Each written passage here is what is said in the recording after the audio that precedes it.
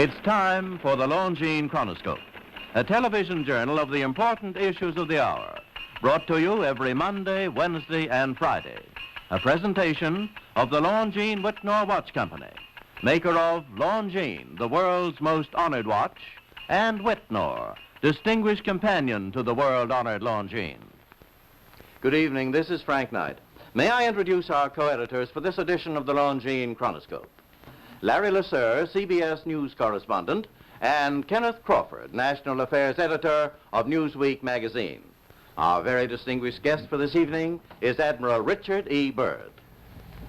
The North Pole used to be a no-man's land, but these are the days when, by buying a ticket on a commercial airliner, you can fly across the North Pole and drink a cocktail at the same time. You know, only 60 or more years ago, about 35 years ago, our guest tonight found out whether there was any land north of the North American continent. He made that first discovery flight, and I must say that Admiral Byrd, our guest tonight, is not only our greatest living explorer, but he's been an inspiration to countless Americans. Admiral Byrd, you've been to both the North Pole and the South Pole. Is there any unexplored land left on this earth that might appeal to adventurous young Americans? Yes, there is. And not up around the North Pole, because it's getting crowded up there now, because they find out it's really usable, not only to live in, but militarily. But strangely enough, there's left in the world today an area as big as the United States that's never been seen by a human being. And that's beyond the pole on the other side of the South Pole from Middle America. And I think it's quite astonishing that there should be an area as big as that unexplored.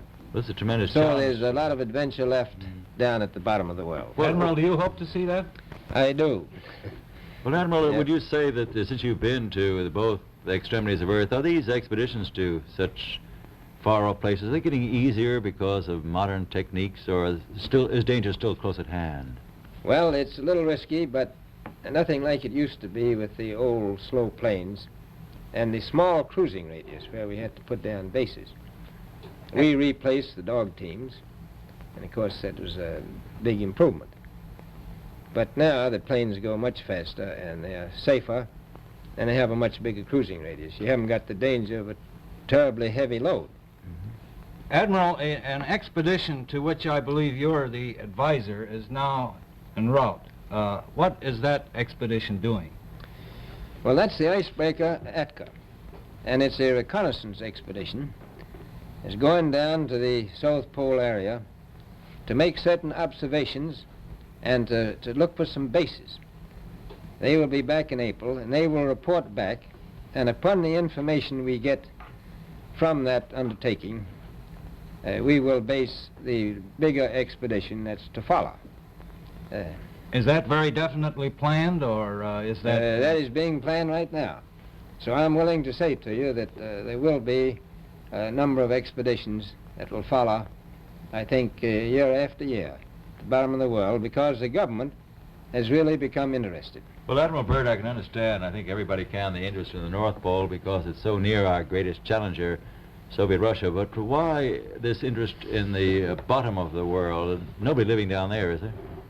No, it's pretty cold. There's only one permanent resident, that's the emperor penguin. The little ones live further north. I tell you one reason they're interested. It's by far the most valuable, important place left in the world for science. That's why the scientific groups all over the nation are really interested.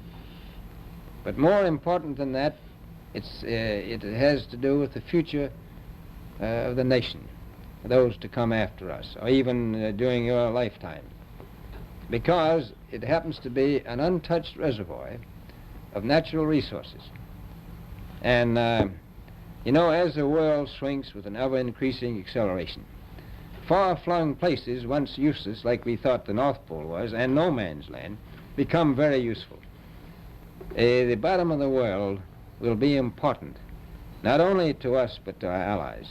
I was going to ask you, does it have military importance? It has some, and as the world shrinks, it will continue to shrink with an ever-increasing acceleration.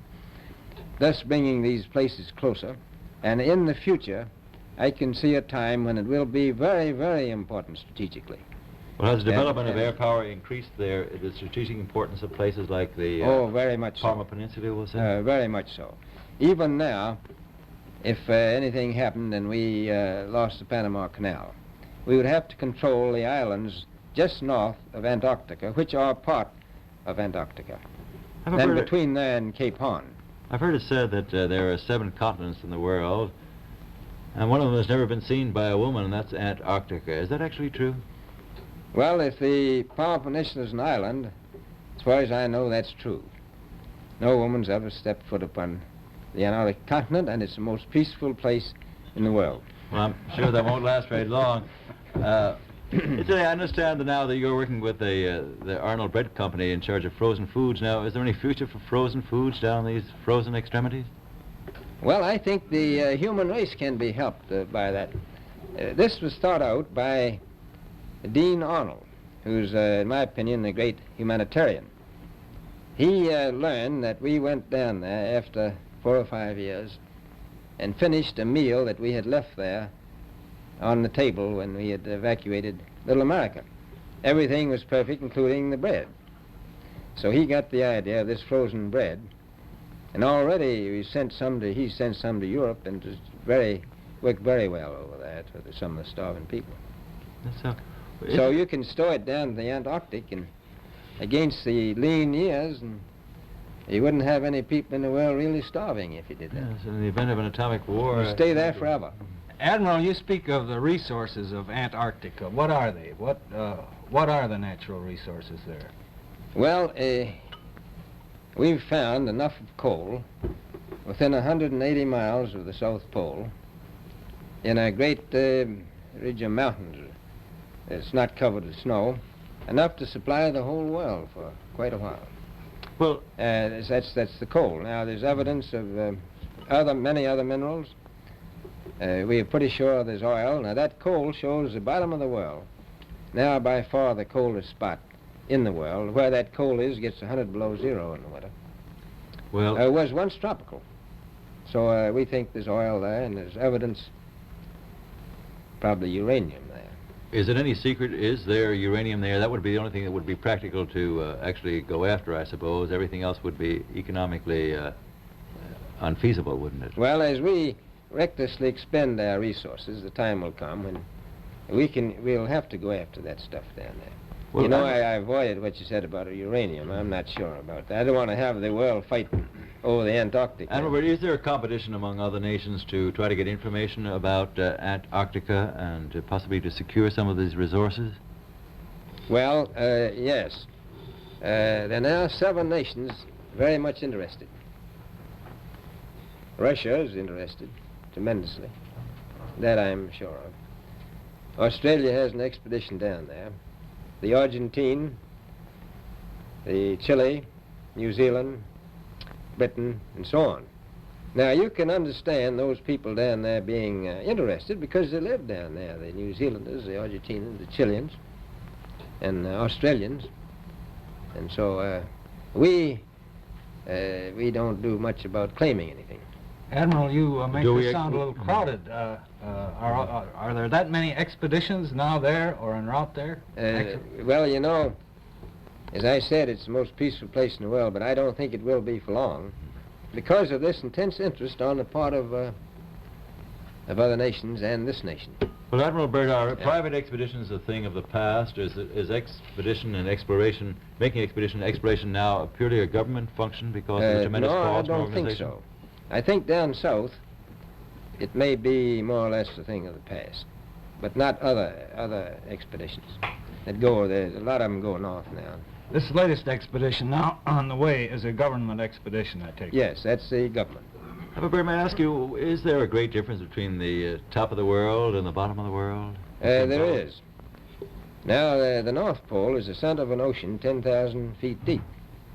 The South Pole, the center of a plateau, 10,000 feet high. The North Polar Sea is surrounded by continents slightly frozen. The Antarctic continent is surrounded by a belt of ice frozen seas of at least 1,200 miles thick. Now, the south is a plateau. It gets, in some places, 14,000 feet up. I've been over areas about 13,000, and it's a little bit chilly up there. So there's that big difference between the top and bottom of the world. The north really isn't very cold up there on the Arctic Ocean. Not compared to the south.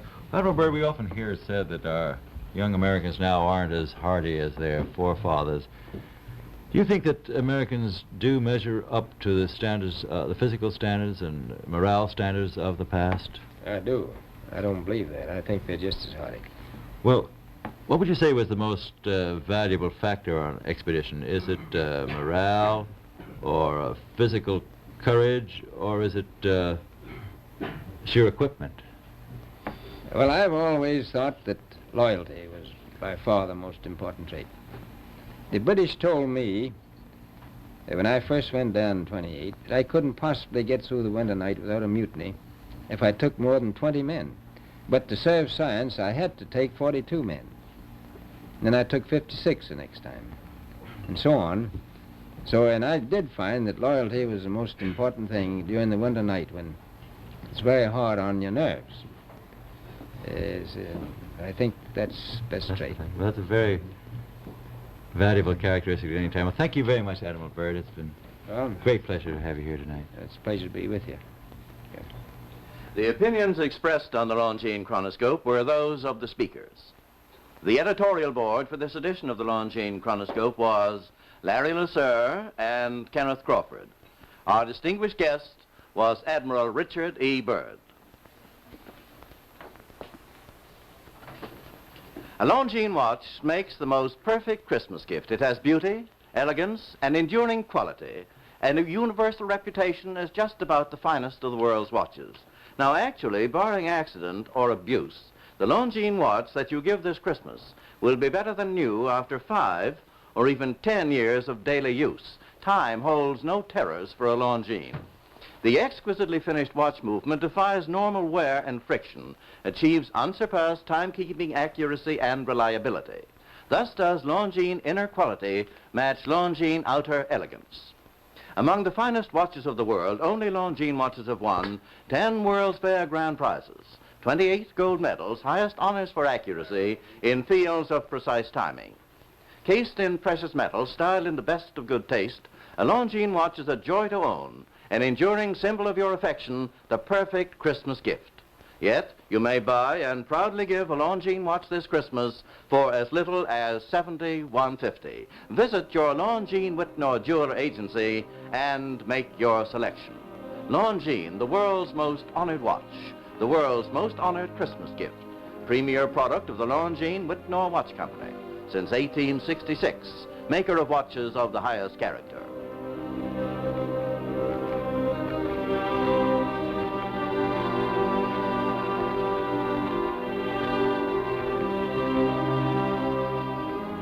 We invite you to join us every Monday, Wednesday, and Friday evening at this same time for the Longines Chronoscope, a television journal of the important issues of the hour, broadcast on behalf of Longines, the world's most honored watch, and Whitnor, distinguished companion to the world-honored Longines.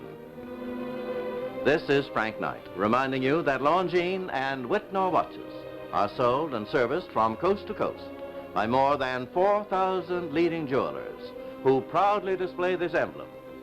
Agency for Longines Whitnor watches.